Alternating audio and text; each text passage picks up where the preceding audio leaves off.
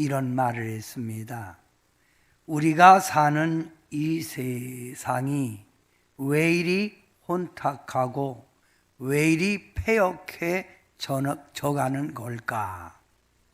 그 이유를 5가지로 설명을 했습니다. 첫째, 경건한 자들이 점점 줄어들기 때문이라 이 말입니다. 한마디로 진리 속에 올바른 정의의 길을 가는 사람들이 점점 줄어들기 때문에 사이가 혼란하고 혼탁해진다는 거예요.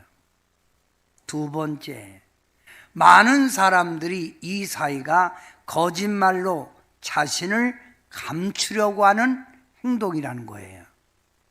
그래서 요즘 어제 저는 국제 전화가 3번이나 오는 거예요.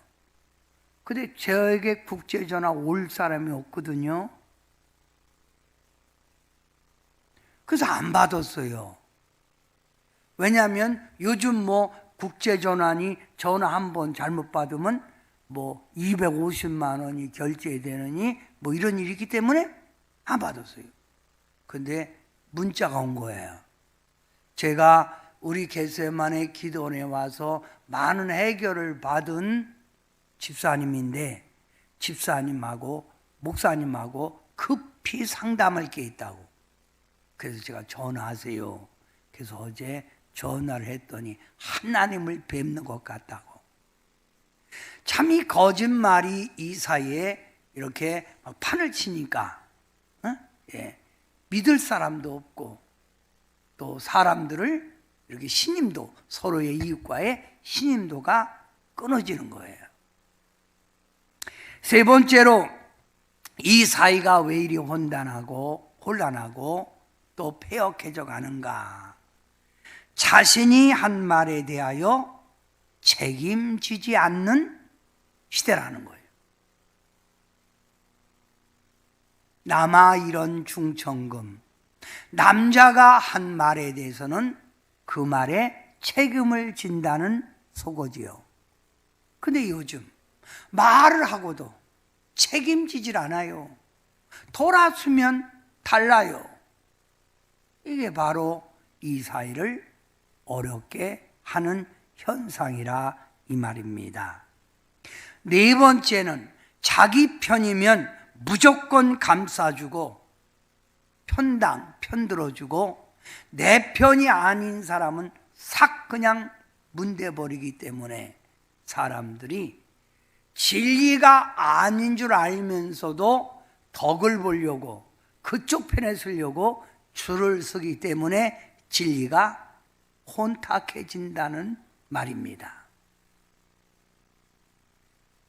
5번째, 왜 우리 사이가 이렇게 혼탁하고 폐역해져 갈까?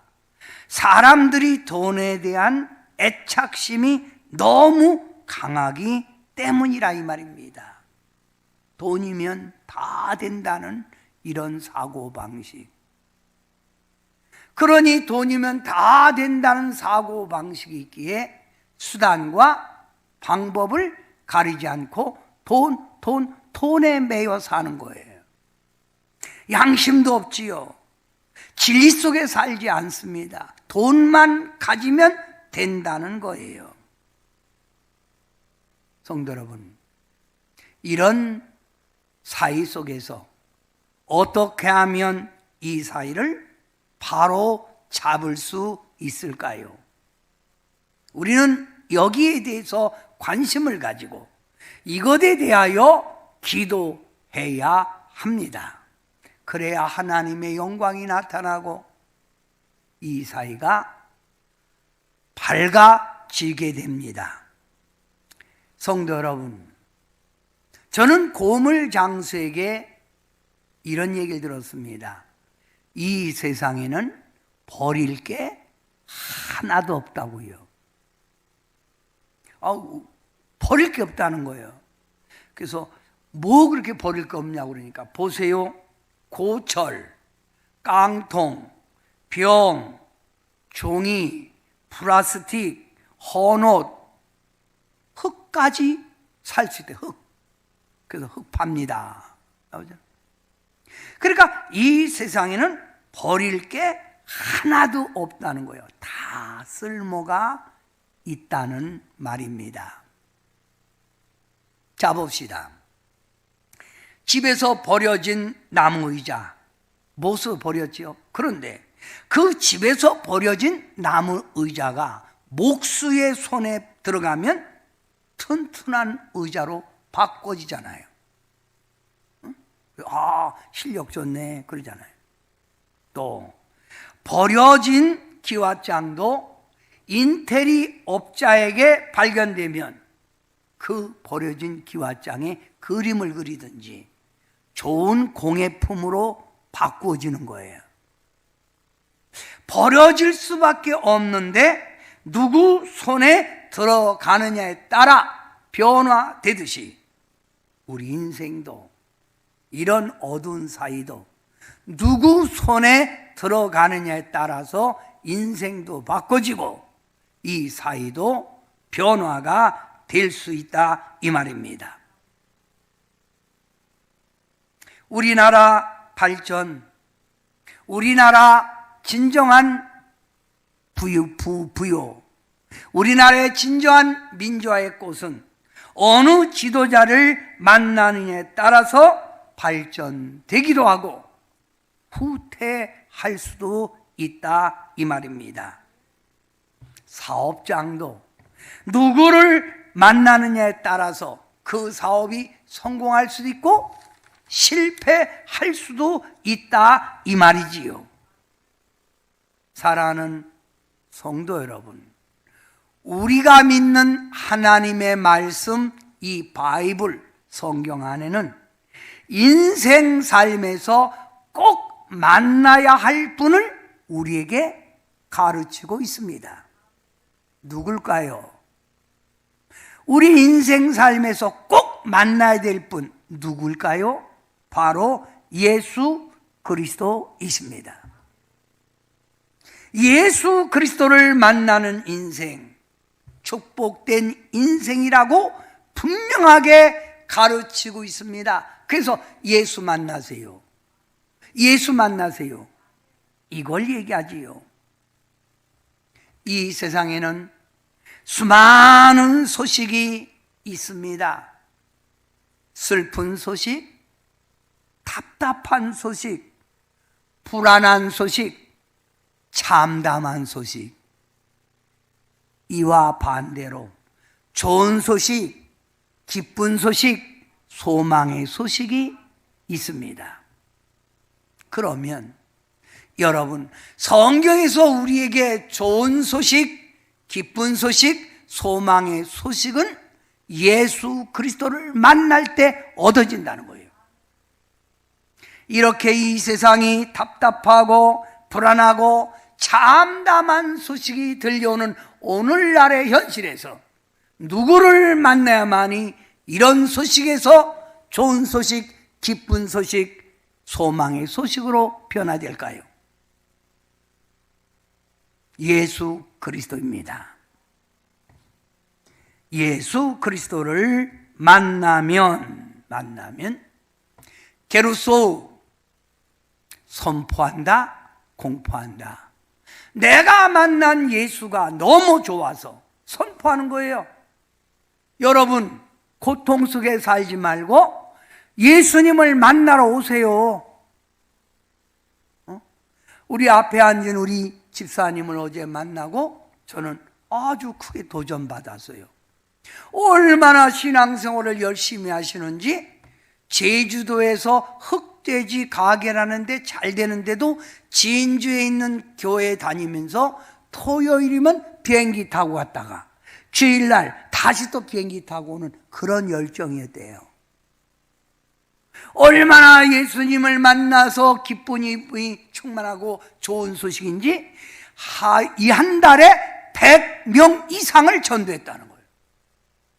그러면서 자기가 잠깐 주님의 품을 떠났다가 여기 딱 일하러 들으시는데 딱 들으는 순간에 정신이 확 내가 예수님 품을 잠깐 떠났었구나. 그 오늘 이렇게 오셔서 예배드리잖아요.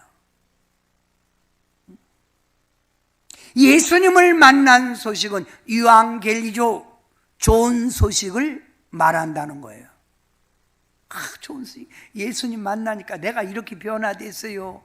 예수님 만나니까 내 인생이 이렇게 폈어요. 해결됐어요. 좋은 소식. 예수님을 만난 소식은 카타겔로, 모든 걸 남김없이 빠짐없이 다 말하라 이 말이에요. 응? 말하라 이 말이 모든 걸. 응? 오늘날의 현상을 봅시다. 누가 생각해도 종말의 징조가 너무나 확연하게 나타나는 것이 오늘날의 현상 아닙니까? 이런 종말의 때에 우리가 승리하려면, 우리 사이가 밝아지려면, 내 자녀들이 잘 되려면 예수 그리스도를 만날 때만이 된다는 것을 알아야 합니다. 따라합시다. 예수님이 해답이다. 그렇습니다. 예수님이 해답입니다. 저는 오늘 5가지로 예수님을 만나면 변화되는 이야기를 할 겁니다. 첫째, 예수님을 만나면 삶의 목적이, 삶의 가치가 분명하게 섭니다. 여러분, 전에 이런 노래가 있습니다. 너는 누구냐? 너는 누구냐? 이 말입니다. 너는 누구냐? 이 말은 자기의 자신을 잃어버리고 살아가는 사람들에게 주는 질문이에요. 너는 누구냐? 이 말을 바꿔서 너는 왜 사냐? 오늘날 우리들의 삶을, 많은 사람들을 보면 목적 없이 살아가고 있습니다. 그러니까 방황하게 되고, 그러니까 무조건 눈에 보이는 돈에 대한 집착만 가지고 살아가고 있다 이 말이에요. 왜 그렇게 돈 보세요? 왜 그렇게 삶에 전전긍긍하세요? 물으면 확실한 대답도 없어요. 우리 교회 권사님 한 분, 한명자 권사님, 기도할 때마다 빠지지 않는 기도 제목이 있습니다. 그 기도 제목은 하나님, 우리는 어차피 하나님 앞에 가는 인생입니다. 그런데 하나님 앞에 갈 때 그렇게도 좋았던 돈 10원 한 장 못 갖고 갑니다. 10원 한 장. 맨날 그 기도 빠지지 않고 하십니다.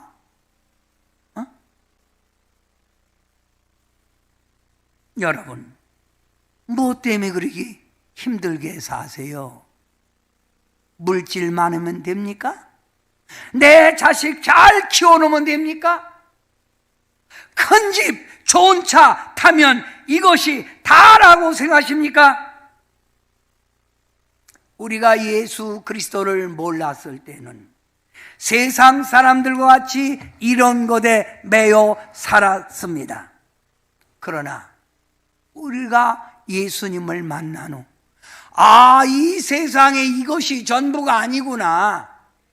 하루를 살아도 내가 보람되게 삶의 정확한 가치관을 가지고 살아가야 되겠다. 이것이 여러분이 새 사람이요, 하나님의 자녀의 삶이 아닙니까?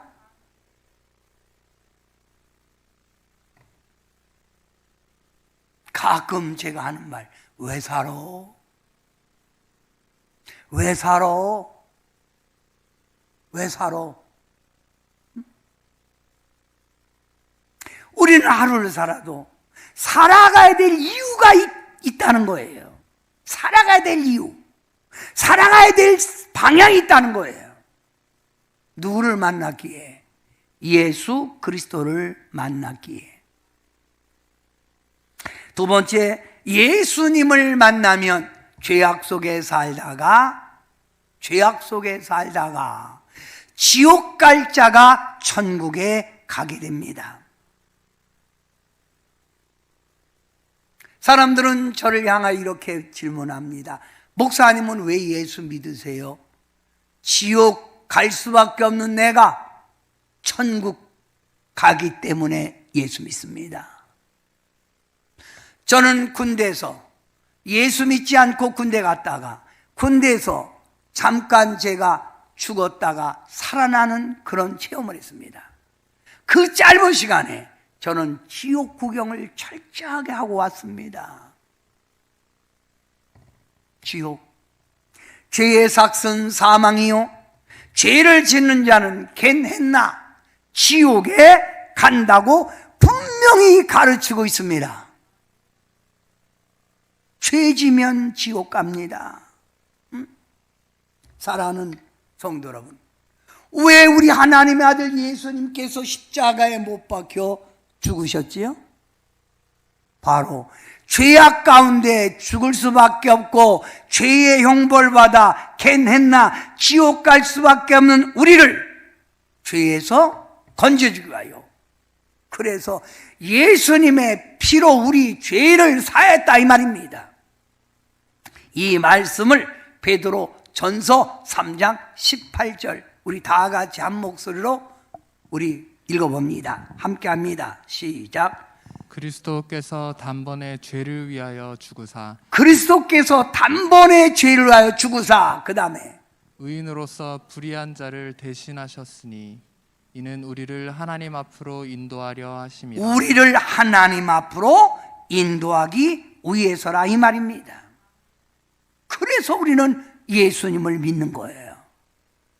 예수님을 믿으면 나의 모든 죄가 예수님 보혈로 사함을 받는다 이 말이지요. 요즘 사람들을 보면 죄에 대한 개념이 없어요. 뭐가 죄인지를 모르는 거예요. 그러니까 뻔뻔한 거예요. 당당한 거예요. 죄 짓고도. 그걸 뭐라고 그래요? 절면피라고 그러지요. 그런 사람을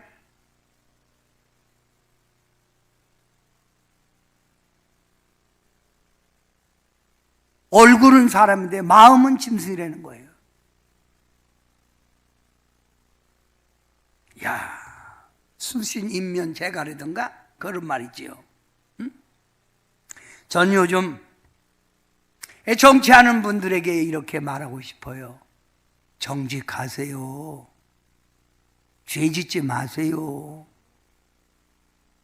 하기는 여러분, 정치 못하는 사람은 어떤 사람이냐면 정직한 사람은 정치를 못했네. 거짓말 잘하고 그냥 임시 방편 말 꾸며대고 양심이 화이면 이래야 정치를 잘한다네. 저는 정치하기 전에 먼저 죄에서부터 벗어나라 말하고 싶어요. 사랑하는 성도 여러분, 잠언 14장 34절 아주 중요한 말이에요. 공의는 나라를 영화롭게 하고, 공의, 진리가 있어야 나라가 발전되고 나라가 부유해진다는 거예요. 그런데 죄는 백성을 욕되게 망하게 한다는 거예요. 저는 이 말씀 우리 정치하는 분들 마음판에 새기고 살라고 하고 싶어요. 이게 하나님의 말씀입니다. 공의는 나라를 영화롭게 하고 죄는 백성을 욕되게 망하게 합니다. 왜 정치하세요? 나라 살리기 위해서 하는 거 아닙니까? 나라가 사는 길은 공의의 길을 걸어가는 길밖에 없다 이 말이에요. 지금 이 시대는 예수님이 필요한 시대입니다. 모든 정치 의정자들, 모든 국민들이 예수님 안에서 진리 속에 붙들려야 이 나라가 살 수 있다 이 말이지요. 세 번째, 예수님을 만나면 질병으로 고생하는 사람, 죽을 병에서 좌절하고 있는 사람 다 고침을 받습니다. 오늘 여러분과 함께 봉독한 누가복음 8장에 있는 내용은 12년 동안이나 혈루증으로 고통받는 여인이었습니다. 그 고통 속에서 그는 안 가본 병원이 없었고 안 써본 약이 없었고 여러분 노력을 했지만 고치지 못했습니다. 이렇게 고통 속에 살고 있던 이 여인이 지나가는 예수님의 옷자락을 만지는 순간에 그 여인은 혈루병에서 그 즉시 고침을 받았다는 거예요. 우리 한명자 권사님 저를 만나기 전에는 여러분 하혈로 많은 고생을 했다는 거예요. 그런데 저를 만나서 은혜 받고 딱 기도 한 번 받았더니 그 혈루증에서 딱 끝난 거예요. 오늘날 우리 주변에 보면 육신의 병으로, 마음의 병으로, 정신적인 병으로, 영적인 병으로 고생하는 사람들이 얼마나 많은지 몰라요. 교회 다니면서도요, 정신이 오락가락 오락가락. 본인이 그렇게 얘기해요. 목사님 나 귀신 붙은 것 같아, 그렇게 얘기를 해요, 본인이. 특히 요즘 여러분 이 코로나라고 하는 이 확산세로 인하여 많은 사람이 고통 속에 있잖아요. 저는 오늘 이 시간 확신 있게 말합니다. 성도 여러분, 예수님을 만나세요. 그리하면 어떤 병에 걸렸든지, 죽을 병에 걸렸든지 예수님 안에서 고침받고 예수님 안에서 승리하게 될 줄 믿습니다. 아멘. 마태복음 4장 24절의 말씀을 보면 예수님의 소문이 시리아에 퍼진지라 사람들이 모든 앓는 자, 곧 각종 병에 걸려 고통당하는 자, 귀신 들려 간질하는 자, 중풍 걸린 자 데려오니 예수님이 다 고쳐주셨더라. 주님이 다 고쳐줬다 이 말입니다. 또 누가복음 7장 21절 말씀에 보면 예수님께서 질병과 고통과 및 악귀 들린 많은 자를 고치시고 또 많은 맹인이 뭡니까? 시력장애인, 앞이 안 보이는 분, 이런 분들 고쳤잖아요. 그러니까 예수님 안에서는 못 고칠 병이 없다. 못 고칠 병이 없다. 네? 여러분, 현대의학으로 고치지 못하는 병이 고쳐질 때 우리는 뭐라고 하죠? 하나님의 능력, 기적이라고 합니다. 그러면 우리가 믿는 예수님에 대한 소식을 복음이라고 합니다. 이 예수님에 대한 소식이 전해지고 이 전해지는 예수님을 믿을 때 복음의 능력이 나온다는 거예요. 뭐가 나온다? 복음의 능력. 그러니까 불가능이 가능케 되는 역사가 나타난다. 자, 로마서 1장 16절 여러분이 다 같이 크게 읽습니다. 시작. 내가 복음을 부끄러워하지 아니하노니 이 복음은 모든 믿는 자에게 구원을 주시는 하나님의 능력이라. 이 복음은 모든 믿는 자에게 구원을 주시는 하나님의 능력, 하나님의 파워, 하나님의 두나미스 역사라 이거예요. 예수님만 만나보세요. 예수님 안에 오세요. 자유, 승리를 체험하게 됩니다.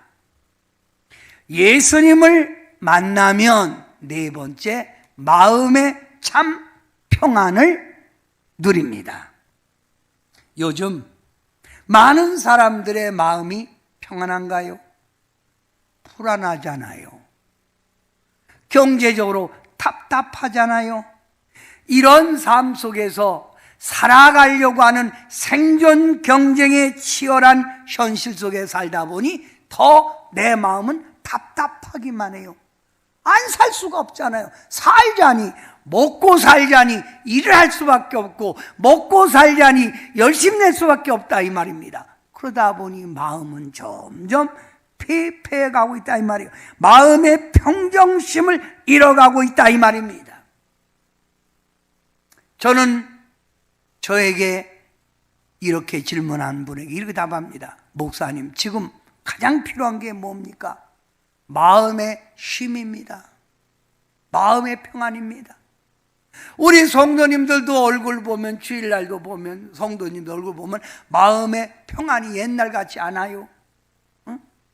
옛날 마음의 평안. 여러분, 마음의 평안을 얻기 위해서 옛날에는 답답하면 여행도 가보고, 그렇게 했지만 지금은 여행 못 가잖아요. 확진자가 워낙 많아서. 그럼 우리가 마음의 평안을 어디서 얻을 수 있을까요? 우리 주님이 여러분에게 이렇게 초청합니다. 수고하고 무거운 짐진 자들아, 다 내게로 오라. 내가 너희를 쉬게 하리라, 이 말입니다. 이게 주님의 초청이에요. 그럼 우리가 마음의 평안, 마음의 쉼을 얻으려면 어디로 간다고요? 예수님께로 가면 됩니다. 그러면 예수님에 가면 어떤 쉼, 어떤 마음의 평안을 얻을까요? 어떤 건가요? 여러분, 요한복음 14장 27절 다 같이 한번 해봅니다. 여러분, 시작. 평안을 너희에게 끼치노니 곧 나의 평안을 너희에게 주노라.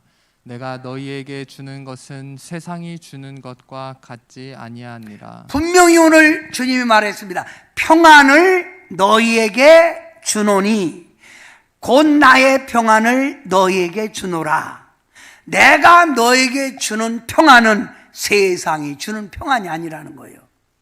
그러니까 예수님을 만나면 돈이 없어도 평안하고, 사람들이 나를 무시해도 평안하고, 이상하게 좁은 집에 살고도 평안하고, 경차 타고 다녀도 평안하고, 세상이 주는 평화가 아니라는 거예요.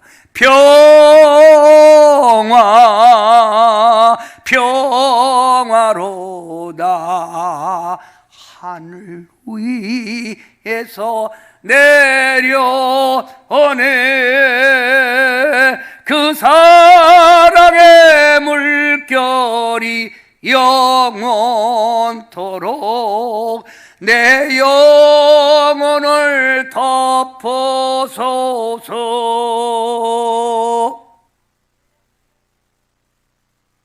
이 세상에 평안이 어디 있어요?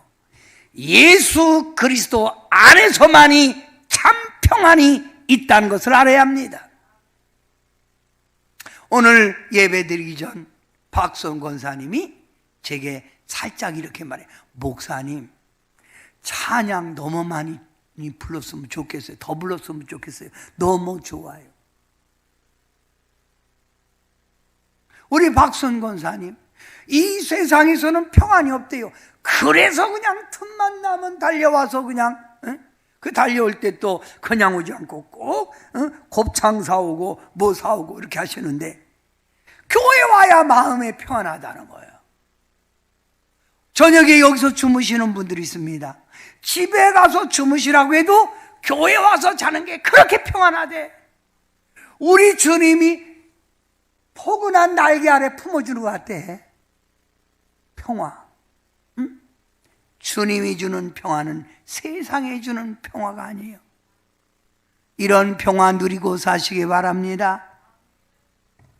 예수님을 만나면 다섯 번째, 삶이 윤택, 부족함이 없게 됩니다. 사랑하는 성도 여러분, 우리 예수님을 만나면 여러 가지 좋은 게 있지만 오늘 이 말씀 속에서 부자 되고 싶어요? 잘 살고 싶어요? 예수 만나세요. 영혼이 잘됨 같이 범사가 잘 되고 주님의 축복 속에 강건해질 줄 믿습니다. 자, 여기 분명히 나왔습니다. 이 예수님 만나면 부자 된다는 소리 성경에 분명히 기록되어 있어요.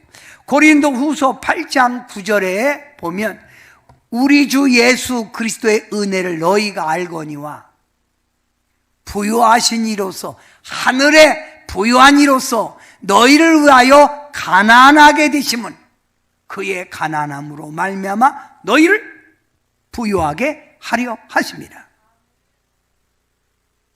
하나님의 보좌에서 부족함이 없이 살고 계셨던 그 예수님이 이 땅에 인카네이션, 육신의 몸으로 이 땅에 마국간에 가난한 자로 오시면 우리를 부욕해 부족함에서 채워주려고 예수님이 이 땅에 오셨다 이 말입니다. 그래서 성경에는 창세기부터 요한계시록까지 복받으라, 여호와를 경외하는 것이 보배니라, 시장은 미약하나 장대케 되리라, 이걸 증거하고 있잖아요. 여러분, 예수님을 만나면 얻어지는 이 은총, 여러분, 자, 저는 5가지로 말했습니다. 예수님을 만나면 방황하던 삶이 왜 내가 살아가야 하는가, 삶의 방향을 발견하게 된다. 이게 새 삶이에요. 개로 인하여 지옥 갈 자가 천국에 가게 된다. 아멘. 질병의 고통, 문제의 고통 속에서 괴로워하던 자가 예수님 만나면 자유를, 해결을 받는다. 마음의 괴로움에서 하나님이 주는 참 평안을 누리며 살아가게 된다. 가난이 물러가고 삶에 부유하게 된다. 사랑하는 성도 여러분, 이런 예수님을 만난 사람의 특징이 무엇입니까? 예수님 만난 사람, 이런 예수님을 만난 사람의 특징이 뭐예요? 말하지 않아도 입에서부터 뭐가 나오면 예수님이 나오는 거예요. 너도 예수 믿어봐. 그렇게 울지 말고 교회 와. 애쓴다고 되는 게 아니에요, 이 사람아. 뭐 알긴 알아. 내가 믿는 예수님을 믿어, 너도. 이게 예수 만난 사람의 특징 아닙니까? 그러면서 그의 고백 속에서, 그의 삶 속에서 뭐라고 해? 난 예수가 좋다호, 난 예수가 좋다호, 주를 사랑한다던 베드로 고백처럼 난 예수를 사랑한다호. 이런 좋은 예수를 당신도 만나보라는 얘기예요. 당신도 믿어보라 이 말이에요.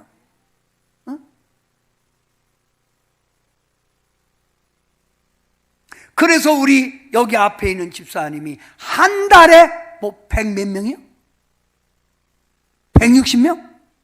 120명을 전도해서 한 달에 오는 손님들마다 그냥 입에서 저절로 나오더래요. 그냥 예수.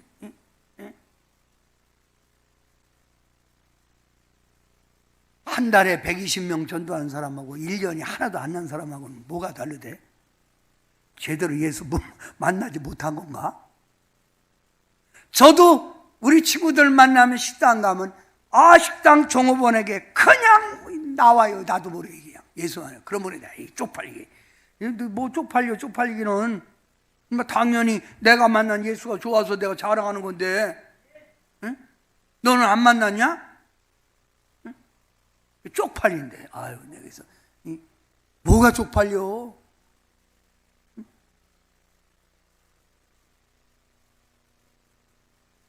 저는 이렇게 여러분 식당 가서도 이렇게 또 운동하면서도 저 목사라고 알잖아요. 목사가 시시하게 놀면 안 되잖아. 사람보다 멋있게. 그래서 일부러 팁도 주고 일부러 화끈합니다. 그러면 사람들이 뭐 예수 믿으면 저렇게 좋은가 보다. 이거 느끼게, 간접적으로 느끼게 해주려고.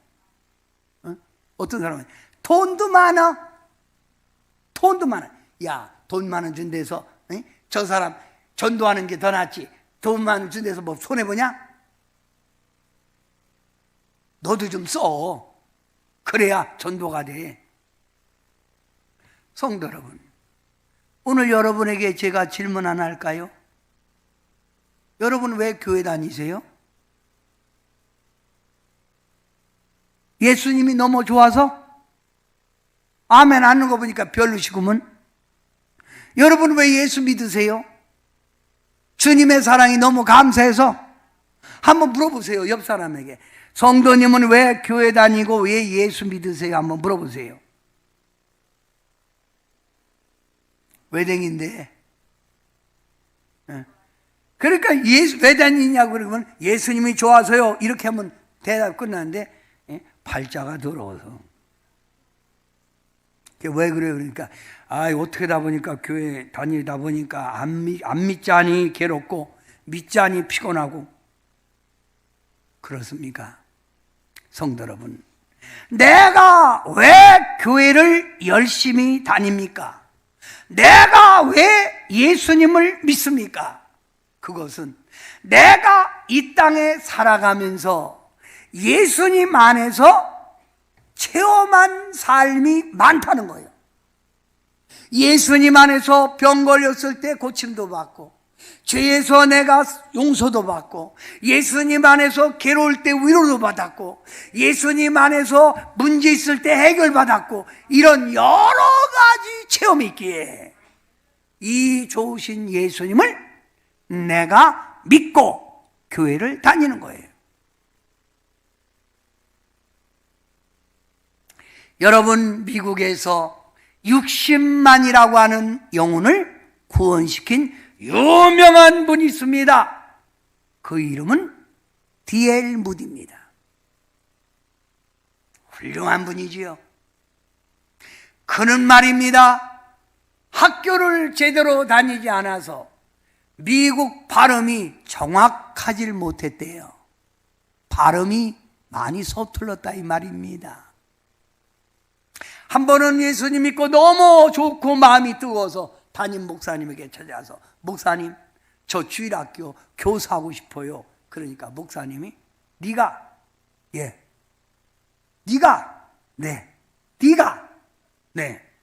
그러면 너 개척해서 해.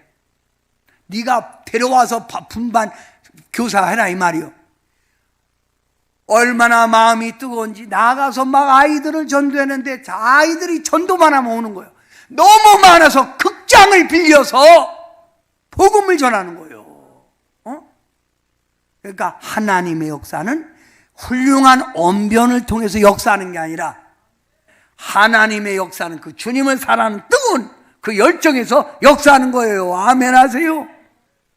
그가 수많은 붕해를 인도할 때 그의 붕해에 꼭 함께 따라다닌 가수가 있었어요. 이름은 생키입니다. 그녀는 그 당시 최고의 탑 사의 가수로서 지망도가 가장 높았던 여자입니다. 생킴.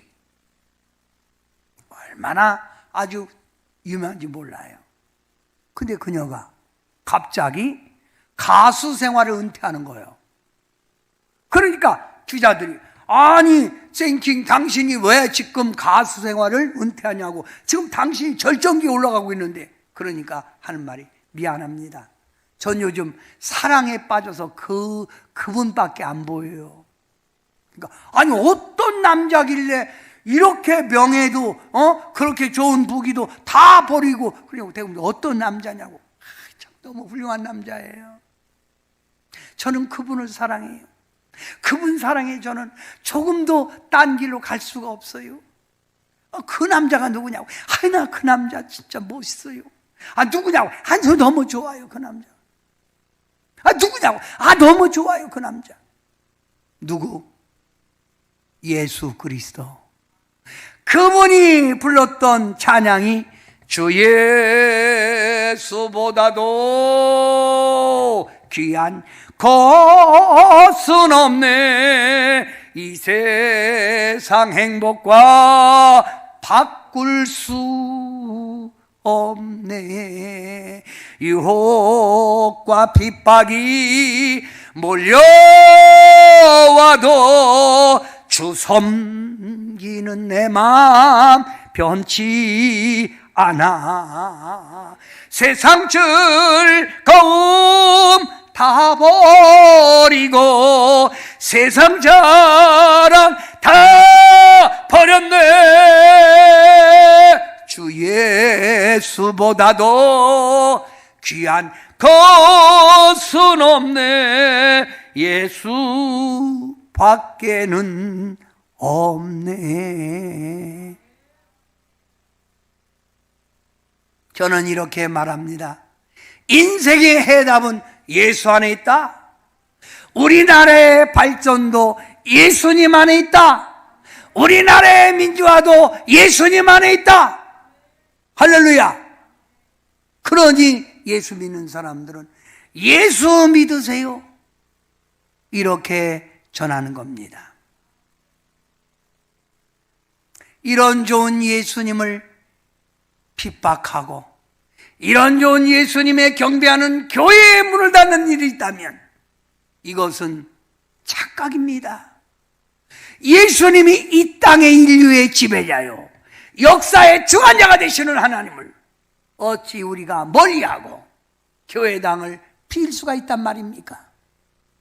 사랑하는 성도 여러분, 예수님 꽉 붙드시고 이 좋은 예수님을 나아가 전하시기 바랍니다. 결론을 내려봅니다. 예수님을 만나야 원망 불평에서 감사함으로 변화되고 두려움과 불안에서 평안을 유지하게 되고 물질적 가난에서 부유함으로 채워지는 줄 믿습니다. 이 예수가 해답입니다. 예수님 좋아요. 이쪽은 예수를 믿으라. 시작. 얼라 이거 보세요. 예? 난 여자분들 말입니다. 여자분들 보면 이렇게 귀걸이도 하고 다니고 목걸이도 하고 다니잖아요. 그런데 그게요, 싼 거, 값어치 없는 거, 그런 거는 안 해요, 보통.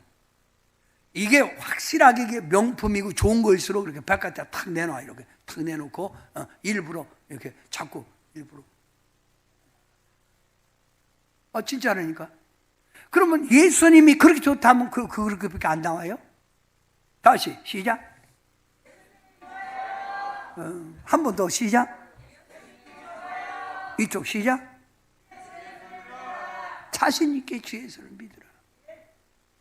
우리 윤선이 집사님 며느님이 이렇게 교회에 출석했어요. 근데 출석하고 한 번도 안 빠져. 그런데 하는 얘기가 예수님이 은근히 좋아요. 은근히 좋아요. 이 고백이에요. 사랑하는 성도 여러분, 다시 예수님 시대를 만들어야 돼요. 다시 예수님 풍년이 돼야 돼요. 그러기 위해서는 우리가 먼저 예수님을 전하고 예수님을 자랑하는 여러분이 되기를 주님의 이름으로 축원합니다. 기도합니다. 사랑의 예수님, 혼란하고 패역해져가는 우리 현실을 보면서 이 시대를 새롭게 만들 수 있고 사람들이 변화될 수 있는 길은 오직 예수님을 만나는 길만이 회복의 길이라는 걸 우리는 답으로 씁니다. 그래서 우리는 다시 한번 나아가 좋으신 예수님을 전하고 많은 사람들에게 예수 믿으라고 외쳐야 될 우리의 사명입니다. 사랑하는 성도들이 나는 예수가 좋아요, 예수를 믿으라, 이걸 외치게 도와주셔서 이 땅의 어둠을 몰아내고 하나님의 진리 속에 하나님의 나라를 세워갈 수 있는 저희들 되게 도와주시옵소서. 성도님들 입술에 다시 한번 예수를 저들 입술에 고백하게 도와주옵소서. 예수님의 이름으로 간절히